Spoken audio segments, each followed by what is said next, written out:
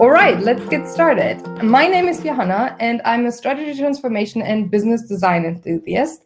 I have been working as a senior manager at the Business Innovation Consulting Group, running big strategy transformation and new ways of working projects for big corporates in Germany. And a lot of these included new ways of working and home office policies, so remote working. And also, I'm the former COO of Panion, a social networking app that connects people based on common interests. And Panion pivoted during the COVID-19 crisis to become a community building platform, helping companies to socially engage with their remote workforce. Now, I have worked from home for over 12 weeks now, and I would like to know who is here today and how long have you been working from home and where you're connecting from. Please share in the chat. Let's see who's here.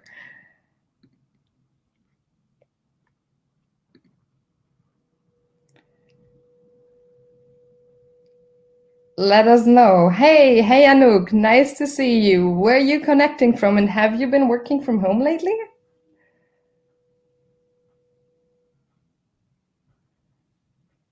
Oh yeah, just moved back to the office. I'm sure that feels pretty good. From Munich, Hannah, that's nice. Anouk from the Netherlands, 12 weeks in the home office as well. Wow, yeah, that's long. 3 months in New Zealand. Since the 10th of March. Wow, Daniela, that's a long, long time. Well, I can see that most of us have been working from home for a long time now. And I am sure that you share a lot of my experiences, how much that actually takes a toll on our social lives as well. That one too much. Another one too much, let's see. So this pandemic changes the way we work. Today, I want to focus on its effects on knowledge workers like you in the tech community.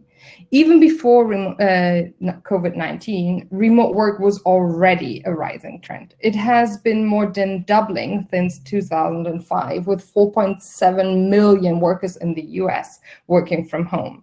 And a Gartner survey from March 17th, so right after a lot of us started working from home, says that 88% of organizations worldwide actually have encouraged or required their employees to work from home. And nearly all of these organizations, so 97%, have canceled work-related travel. During COVID-19, we all worked from home. It was unplanned, yet surprisingly often successful, and we're not working remotely. So I think there's a big difference, whether you have to work from home or can actually work remotely, meaning anywhere. As we can see here in the pictures, working from home can bring quite some difficulties with this. Now, a lot of countries are opening up again, and the question is, what is going to happen with this remote work experience? I think, personally, that remote work is here to stay. I think this new experience that remote work is actually possible and the benefits of its flexibility will change the way we work forever.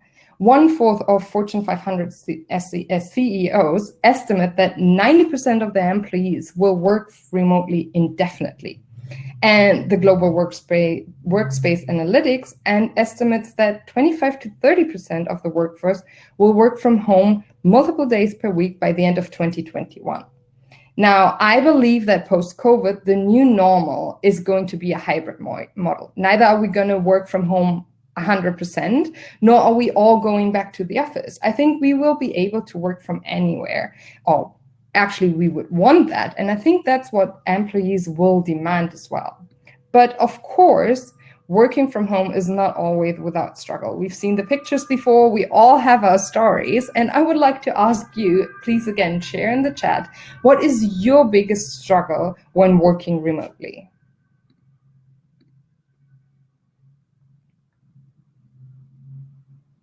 Jonna says, yeah, she intends to keep it this way, working from home. Just as I said, I think a lot of people now have realized Britannia has actually been starting a new job and the learning process. I can absolutely see how that is very difficult if you don't have that one-on-one interaction with your new colleagues, at least not as much as you would have it in the office.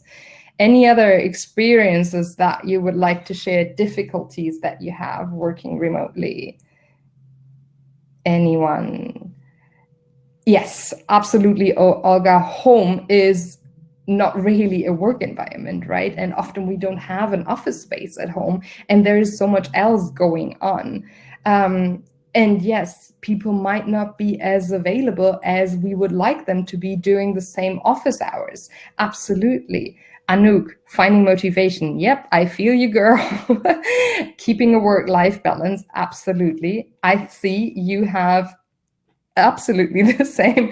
It made these same experiences as I did. And the State of Remote Work report actually states a lot of these things that you're talking about, with 20% of remote workers saying that collaboration and communication is a big issue, but another 20% also says that loneliness at home and working from home is a big struggle for them. Now, I think connection isn't equal to connection. Just because we only a message, an email, or phone or video call away from our almost 24/7 available colleagues, well, I agree, not all of them are 24/7 available, that doesn't mean we actually easily connected to them on a personal level. These tools allow for like a quick transactional exchange of information to get the job done. But this efficiency of getting straight to the point actually prevents us from forming a connection. Let's take a video call, for example.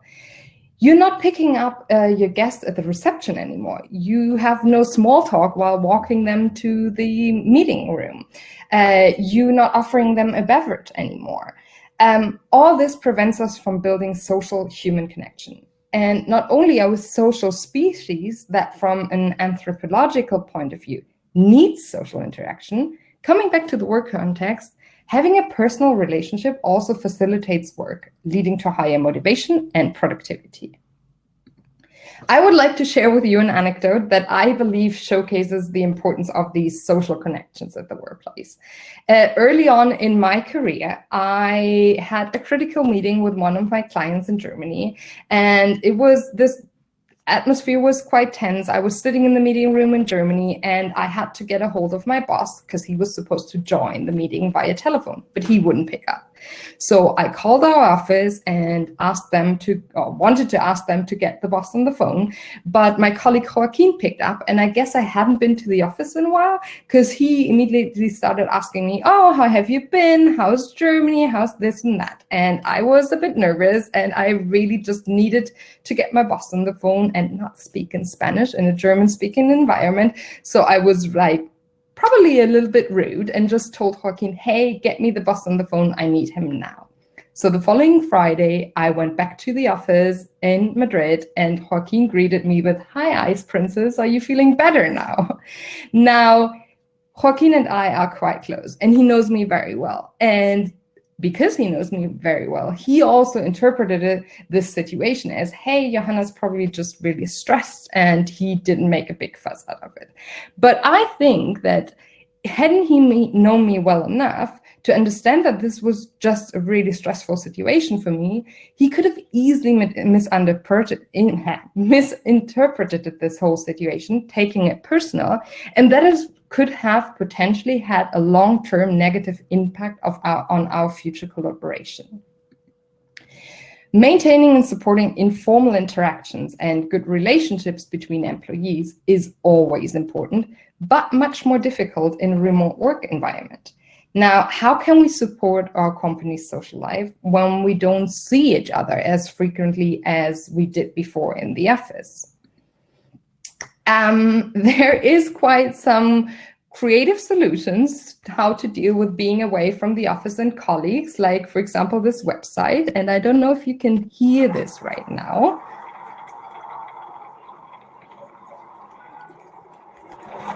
But they created a website where you can actually hear the sound of your colleagues. Now, I am sure that we all agree that it's not only, and for some maybe even least, the sound effects of working with our colleagues. The truth is often the informal conversations are the ones that lead to like new productivity and ideas. But where's that water cooler chit chat? Where are these like coffee corner conversations when we're only meeting for work Zoom meetings? With this restraint on our company's social life, culture and collaboration, and ultimately motivation and productivity do suffer. But there are some things that we can do. There's a Gartner survey that reveals that 32% of organizations have introduced new tools for virtual meetings. Now, as we have concluded before, having a tool for connection doesn't equal having a personal connection. So we need to make social interaction a part of our regular check-ins.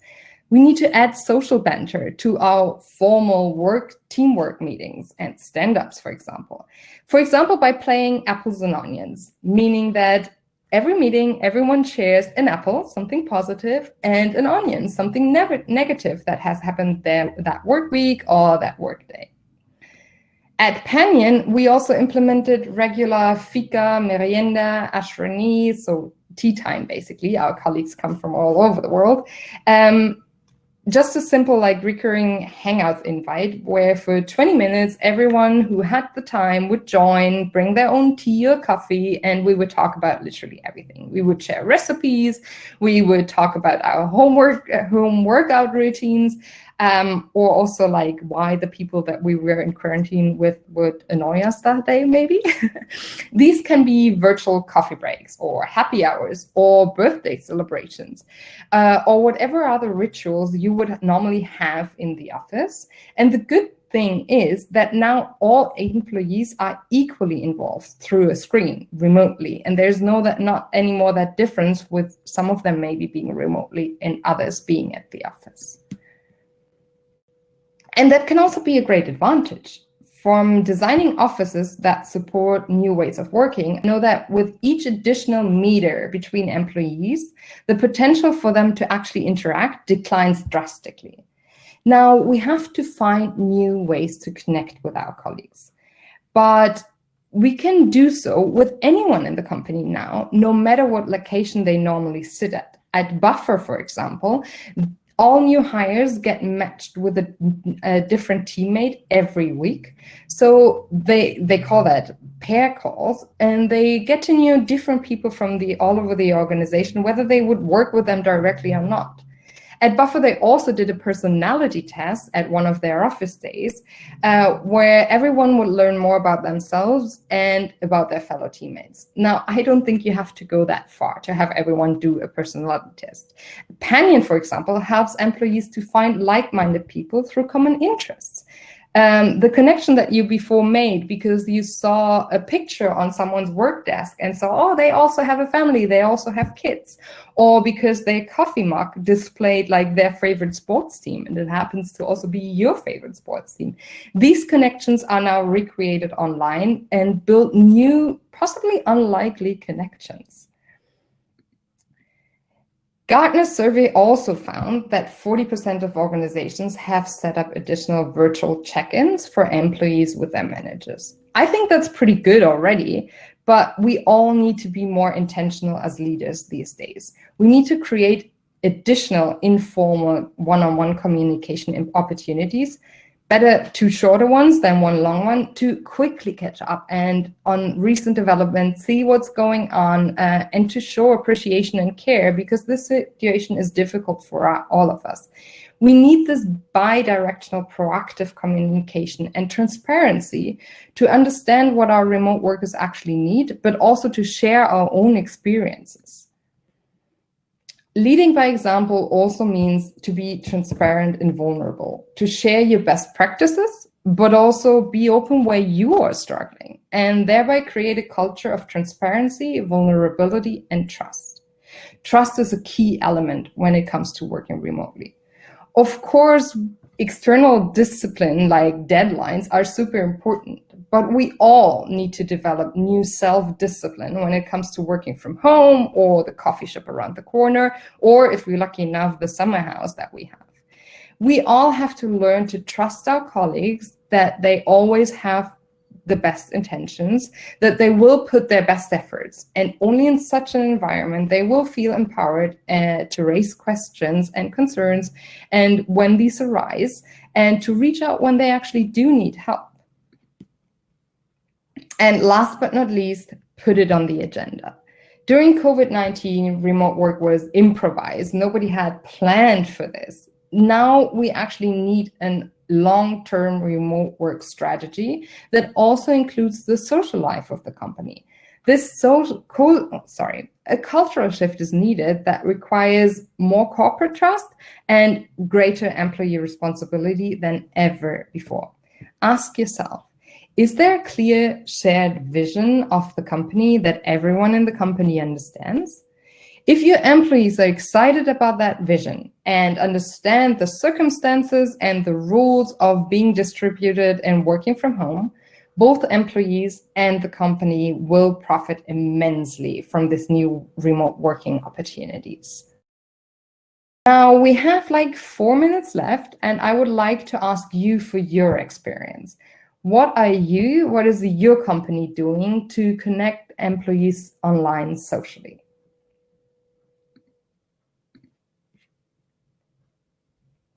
Anouk has a question. Sorry, I'm just seeing this now. How to integrate via an online environment when finding a new job or when you were just hired? Absolutely. I can totally feel, Anouk, that is difficult, and that is an especially challenging situation, because normally you would go, let's say, for lunch with your colleagues, grab a coffee with them, and thereby also pick up on these like little informal cultural things within the company.